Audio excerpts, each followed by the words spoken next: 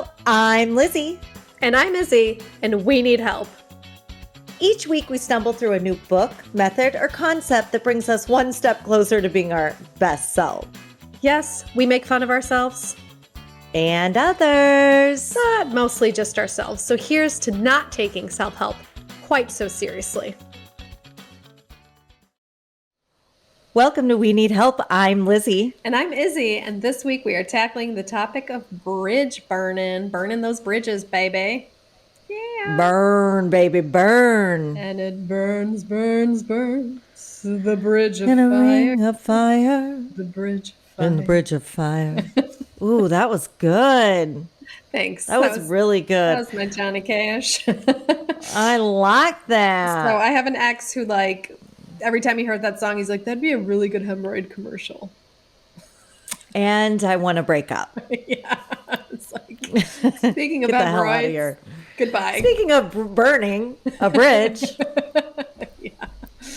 So you love this topic of burning bridges. Oh, by the way, to our listening and viewing audience. So what we're doing this season, and we're really excited about, we're taking a topic.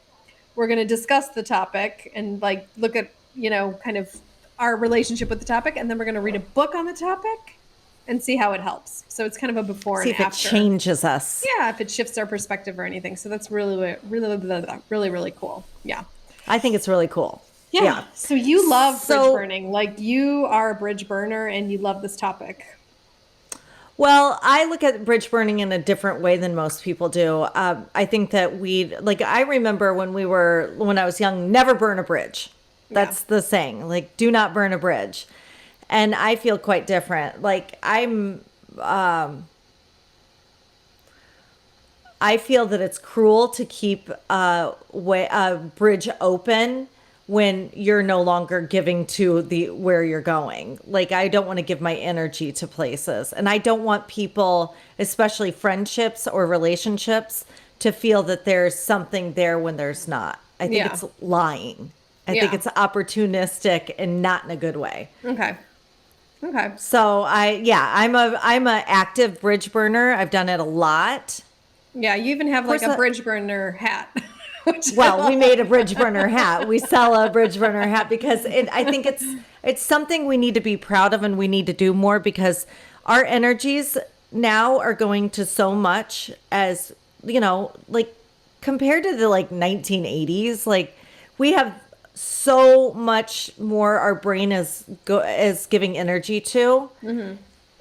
And it's not fair to ourselves to keep little currents open all the time. Yeah. It's, Yeah.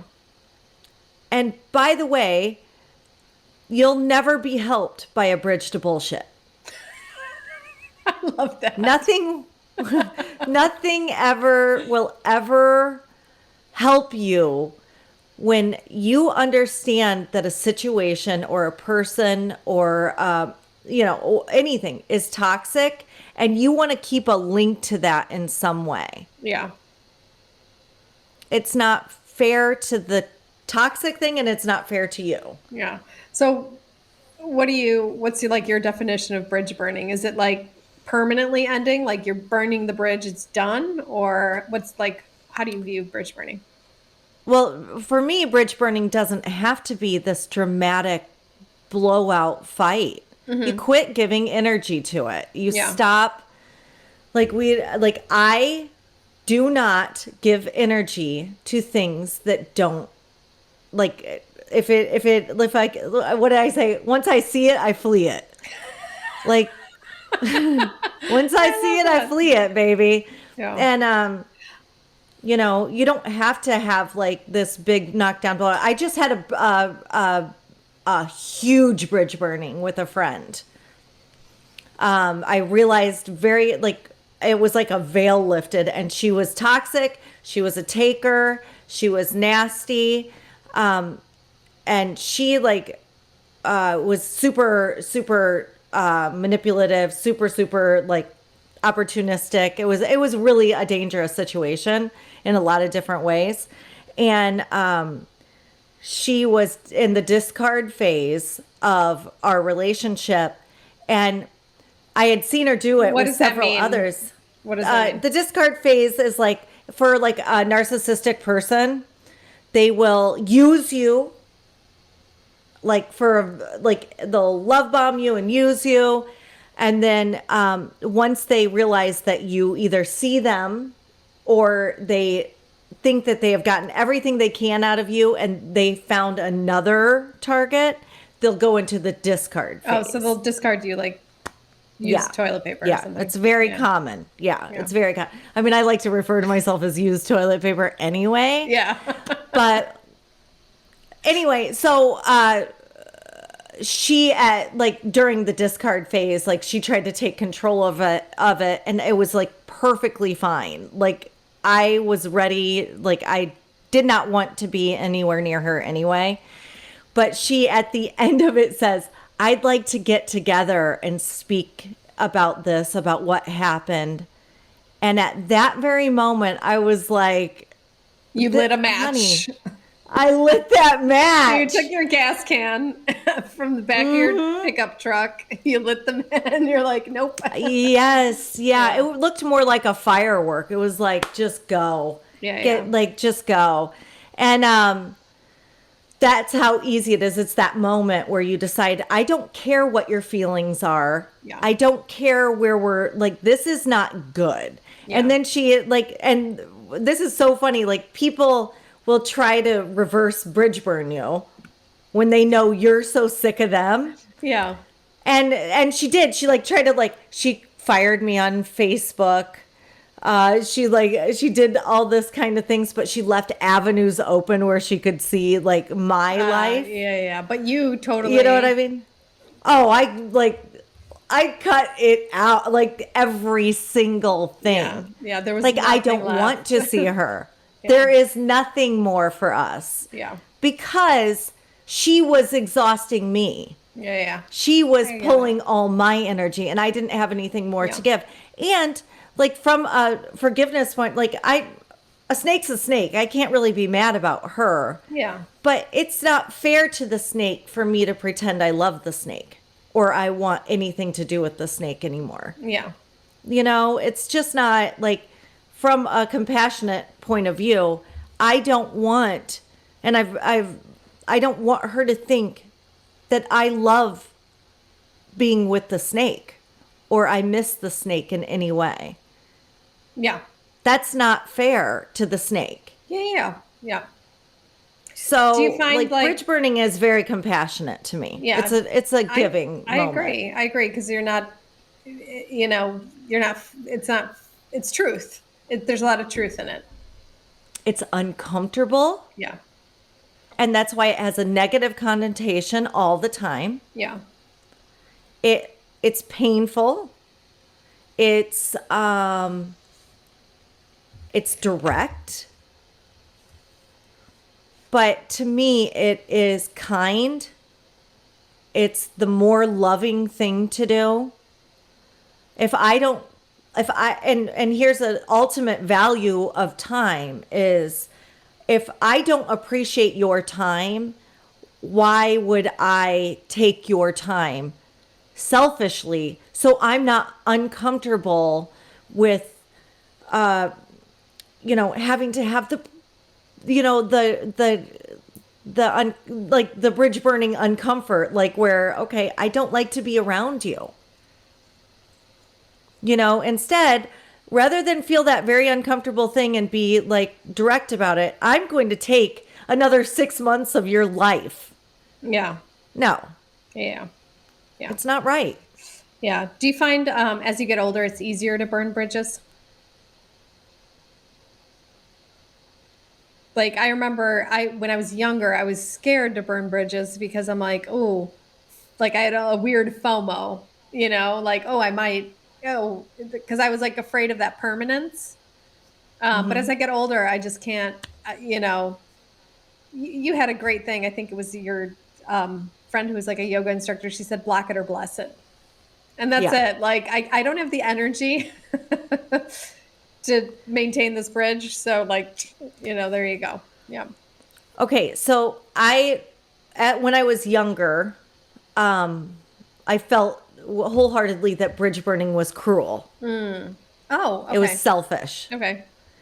And now as I'm older, my perspective has changed that, and I value my time so much that I think it's compassionate. And I think that's what's changed for me. Yeah, it Like it reminds was, me of my friend was telling me a story that I really hope she doesn't mind that I tell her story, but it's completely anonymous. So she wanted to be with somebody else while she was married, and her husband was like fine with it. He was like, I'm okay with that, and you can go ahead. And she was like, great.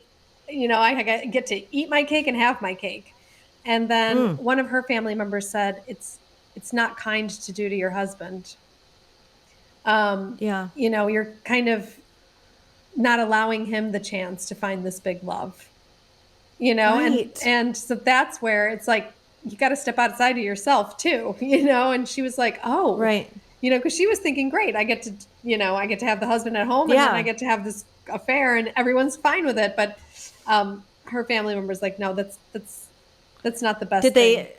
did the husband and the wife stay together? No, No. she had that conversation, and they split. And because she thought that's not the best thing for him, even though because he was so afraid of losing her that he was willing Right. to just agree Oh, on those kind of terms.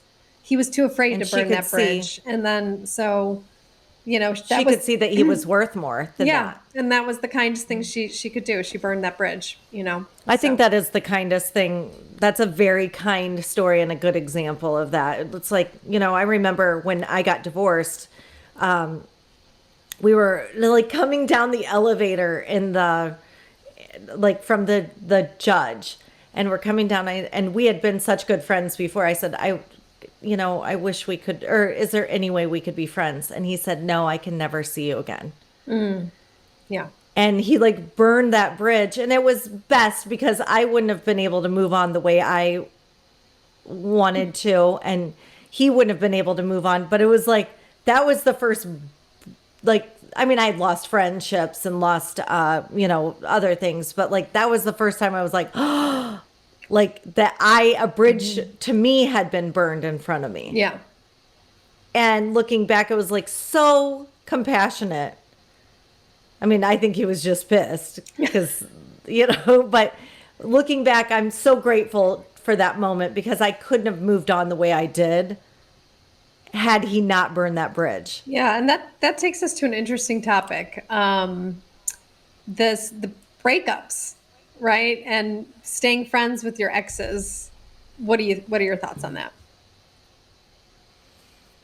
I think it's stupid. Me too. Like, what's the point? Right? I don't understand. Like, I mean, there's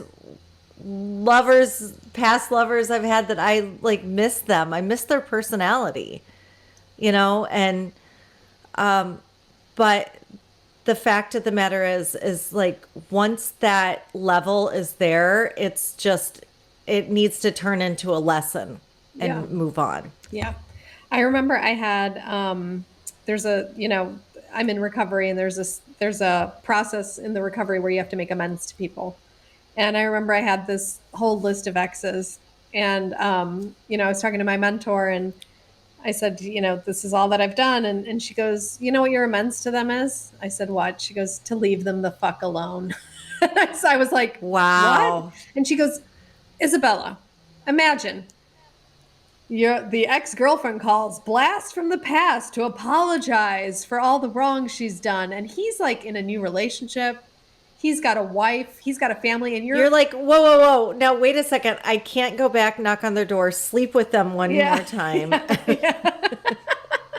But she's like, Is that not a thing? That's the ultimate men's. like you're walking in with your dirty ass shoes into their house because you want to apologize. And that Yeah. whole process was like amazing to me because like, yeah, like who the hell am I? Like, because you want to feel better, right? So you want to go in there and trample into his emotional. You leave them alone, right? And then Yeah. if you meet him on the street, then you can do it. So, and that happened Yeah. twice. Like 2 exes I ran into on the street, and I was love like it. able to make my amends like right there. Well, I mean, you could do it right here. Go ahead and broad stroke amends. Tell my exes. Broad stroke. Sorry, Broad stroke. Sorry, I was a bitch. Yeah. I would also like a broad stroke apology to all my exes because, you know, I really was fucked up for a long time. Like, I regret everything. I mean, not our relationship, but I regret everything bad that I did. and our relationship, the whole night, like,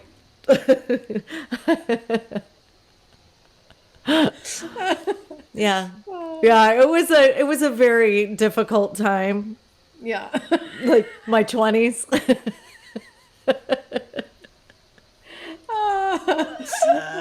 Sorry, guys. Yeah. Yeah. It's but you know, like I think like I said, I think you know, if I kept in contact with all my exes, it would be cruel to them on many levels. Like Yeah, because obviously you're like so I'm hot and amazing. like, yeah, they'd be like, why? Well, yeah, like that's why I let people go because I don't want them to feel like that. Yeah. Isn't that nice? You're so nice. That's so nice. Where's another place? Oh, work. So that's another place where bridges are often burned or not. Have you burned bridges ever at work? Okay, so this is where I see the most opportunistic people. Somebody will fuck them over via like or fuck somebody they love over and they won't burn a bridge because they think one day they might be able to use this person. Mm-hmm. And I think it's bad business. Yeah. I think it's bad because what you're doing is you're saying they're okay Yeah. when they've you know totally screwed over somebody, or you're at best you've witnessed them stabbing somebody and you're just walking by in the square, the town square. You know, I just think Town it's square. just bad business. Yeah. Yeah. You know, I think it's shit. Don't do business with bad people. Yeah. Yeah. You know, if like Yeah. if anything, I mean, look at like I mean, just look at like the Epstein shit.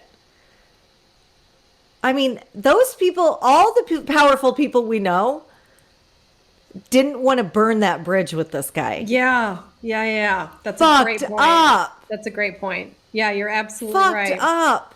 You are like every one of them that rode on that plane has something to they shouldn't be able to sleep at night. Yeah. And I think that that's how it is in business. I think Yeah. if you if you let people do dirty things and you don't fucking cut them off, then you're just as guilty. Dirty deeds. Done Dirt cheap. Dirty deeds. Done dirt That's my cheap. favorite AC/DC song. You know who I went to see AC/DC with? Who? Don't tell- MD. Mike Titella. Yes, Everybody. That's how it was we the met. best night. Yes, our mutual contact on Facebook. Yeah, that's Lizzie and I met, and we have a whole episode about it called "Take a Big Friend Shit," where we talk about our meet cute, which is how friends Yeah. meet.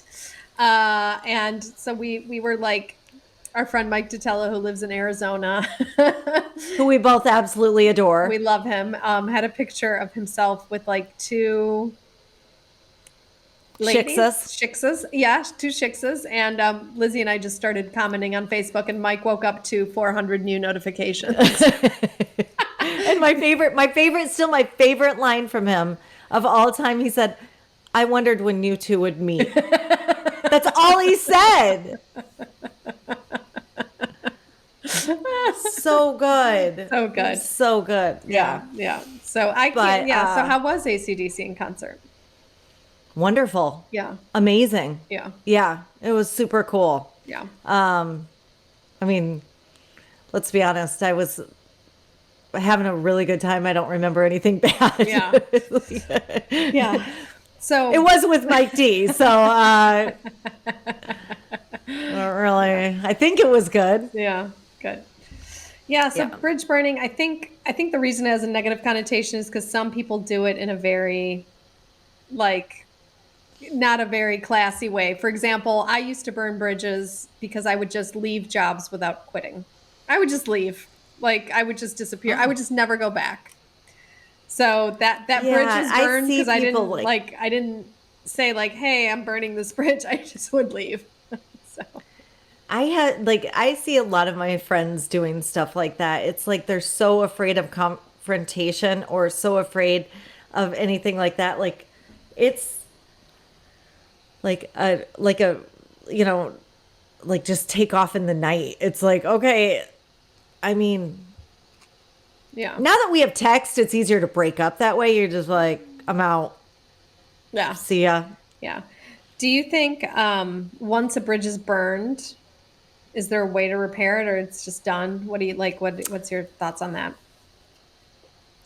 I think that once you've decided that you no longer want to be connected, I also look at it as I don't want to be a fucking associated with some of these bitches. Yeah.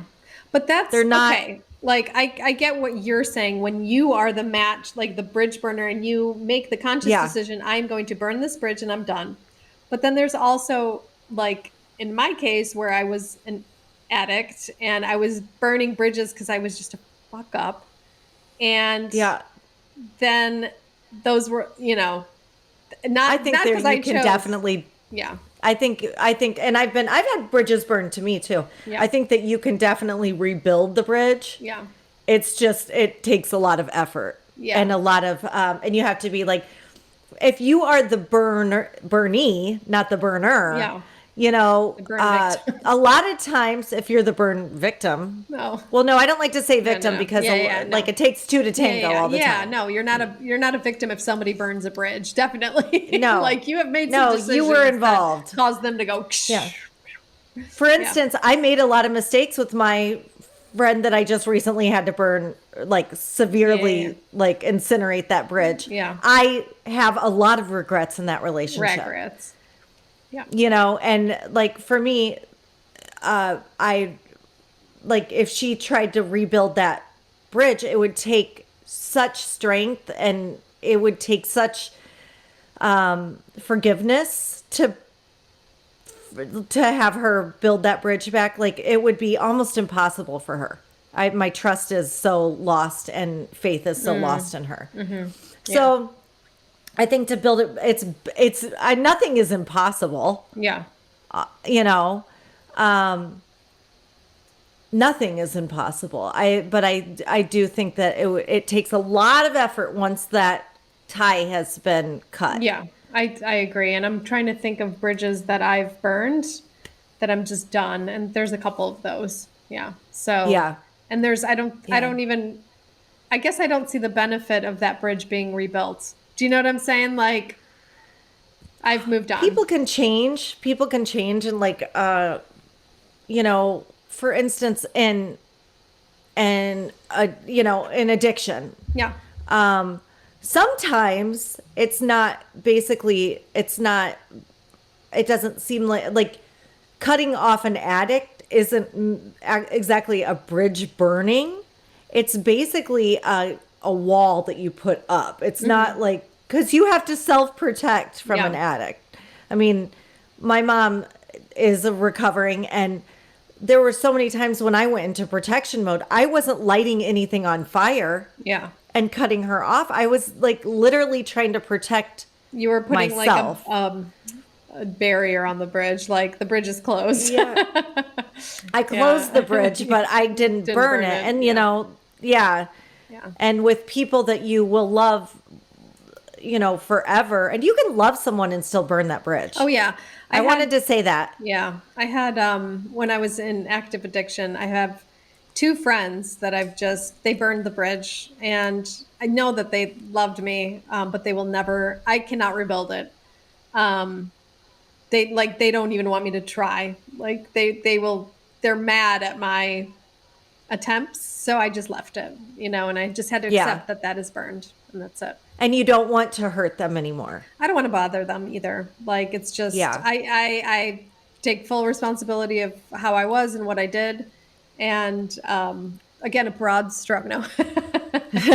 Once again, broad stroke. Yeah. Well, I love that for you. I love that. And, I know that hurts you. Mm. I know it hurts you because I can hear it and see it in your voice, see it in your face and hear it in your voice. But like some things you have to let go. Yeah. and from across the cavern, that's the bridge that's burned, you have to look at them and wish them nothing but good Yeah. and just move on. Yeah. Yeah. And And not obsess about it. Yeah. didn't your mentor say just never be that friend again to somebody? That's how you make, Yeah. Yeah. That's how you make amends. She said, you just, the friendships you have now, you be that friend that you weren't then. And I loved that. yeah. And I would like to vouch for you. You're an amazing friend. Thank you. You're doing it. You're nailing it. Yeah. But that it makes me sad. It's like, it makes me sad to have to burn the bridge. Sometimes. And it makes me sad sometimes when I have to leave love there Yeah. and burn it anyway. Like my love can stay with someone and I'll burn the bridge anyway. Yeah. I'll leave them with all my love in my heart because like that one friend that I was talking about, the example, the latest one is, I mean, there were parts of her that I absolutely loved. Absolutely loved. To blindly. I'm a huge, if I love you, I love your ingrown toenail. You know what I mean? Like I love everything about you. And that's a problem. I get it. But I don't see the bad parts sometimes. So when the veil lifted, I had to leave my love there with her. Yeah. And walk away. And just it didn't hurt to love her and leave her. Yeah. It hurt to love her and stay and not love myself. Love that. Yeah. I love that. So I love that. yeah, I love that too. Yeah. So that's bridge burning 101. What as far as I'm concerned. We're going to do a book about bridge burning, which I'm really excited about. And the title of this book the author's Kitty Flanagan. And it's Bridge Burning and Other Hobbies by Kitty Flanagan. So we'll talk a little bit about who Kitty is, and we'll read the book and talk about it on the next episode, which I'm super excited about. What do you want to get out of this book? What do you think, out of reading a book about bridge burning, what do you want to take away for yourself? Well, I mean, I have to say I'm secure in my thoughts because I've thought long and hard about it, this whole subject. Yeah. I hope that I find even more compassion and love and forgiveness for the bridges I burned. I really do think there is, it's a compassionate act. So I hope I find more of that. I hope I want to, for me, it's like, I want to feel more comfortable I want to feel more validated. Yeah. That other people feel the same way that I do. Yeah. I mean, I need validation left and right. Everyone knows that. Yeah. What do you want to get out of it? I just want to see another perspective. Maybe there's something I haven't thought of. So I'm open to that. So I'm looking for this book to maybe surprise me a bit. And I'm happy to share whatever that surprise is. So yeah. I love it. I can't wait. It too. I love you. I think you're amazing. I think you're amazing. I love how vulnerable you are. Oh. And you tell your story, and it's not always easy. And it's just, I think more people should be like you. I think more people should be like you. Aww, I love you. I love you so much. I love you so much. All right. I will see you next I'll see you next Tuesday. Bye. Bye. Thank you so much for spending your time with us. Rate and follow us if you like us. If you don't, please don't. And come visit us at www.theweneedhelppodcast.com. There you can find show notes, links for books. You can join Audible, which is, how we actually read our books. We listen to them. And we have special exclusive content just for you. Also, feel free to subscribe to our Patreon account. That's where you can support us financially because we need it. And it can be anywhere from $1 to $100 billion a month, whatever you can afford. And the link to our Patreon account is www.patreon, and that's spelled patreon.com/We Need Help Podcast. And you can support us on there. We would really appreciate it because we do need help. Awesome. And we will see you next Tuesday. See you next Tuesday. Thanks, Bye. loves. Bye.